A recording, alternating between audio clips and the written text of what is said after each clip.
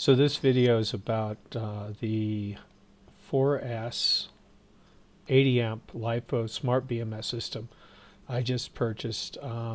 There's a bunch of, if you look at Smart BMS on the internet, you can see this guy does a really good job of telling you about the Smart BMS. So what I did was I bought it from AliExpress and I got delivery on it, and I got the Bluetooth, and then I got the circuit board to talk to the PC, and I'm running Lifepo4 prismatic batteries. So what I needed to do is I started with a small bank, and I was able to run this software here. And so what the BMS does for you is it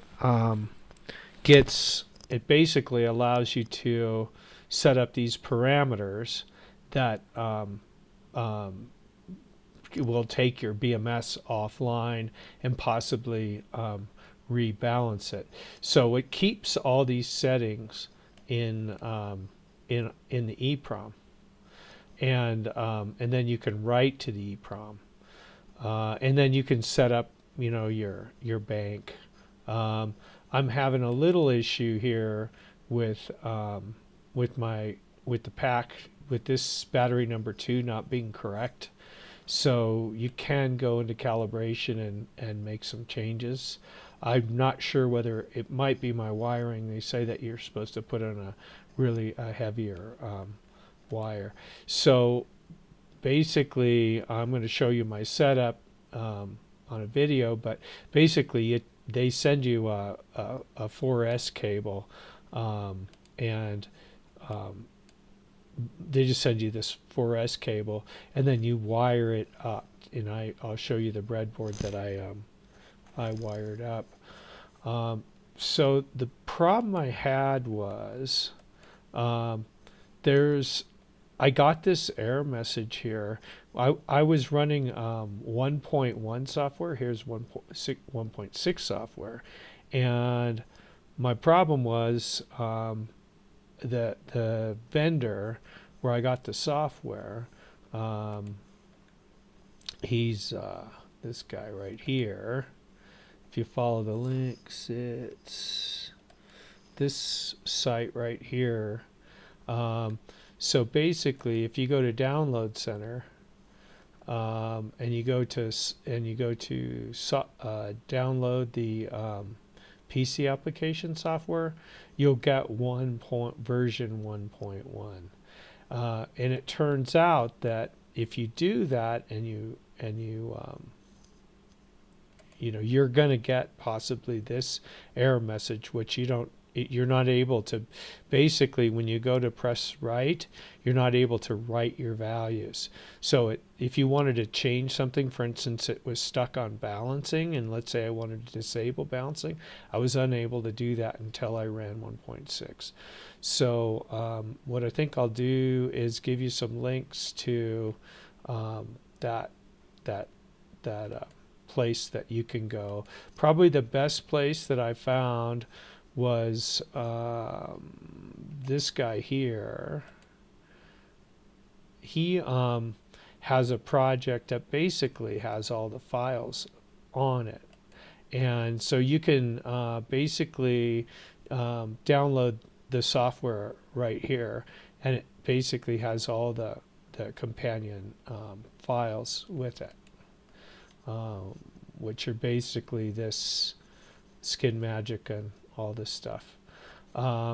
So he also, the manual that this guy has on his site is way better than the manual that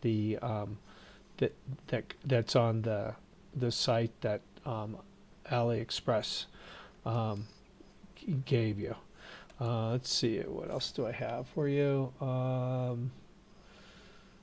I think that's it. The only issues I've really had, that my pack info is not setting right, but I was able to basically trigger some of these errors, and by messing with the calibration, overriding some of the calibration on my cells. So I wish you luck with your project, and thanks for listening to this video. Okay, I'm going to briefly show you my hardware setup. So this connector they send you with the kit, and this is an 80 amp version of the assembly BMS.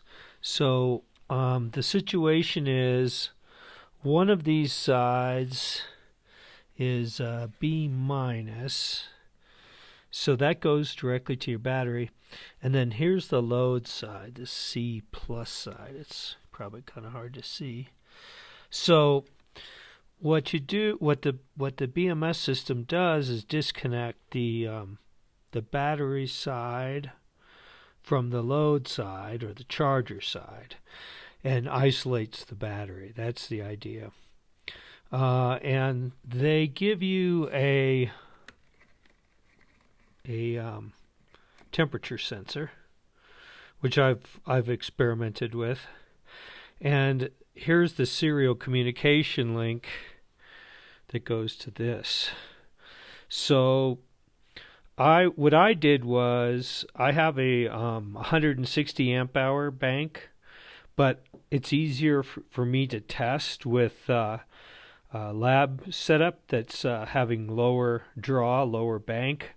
So it was just cheaper for me to get a 18500, that's 18500 pack, which has the same voltages.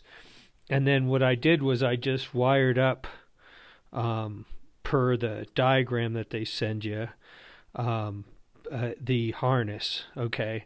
And then what I did was I took my pack and I just mapped it to this breadboard. So basically I'm making the connections, the breadboard connections.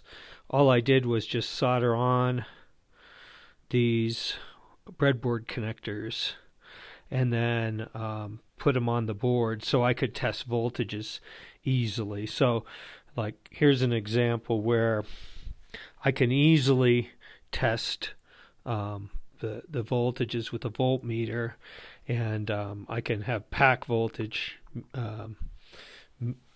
settings, and so it's a kind of a good test setup.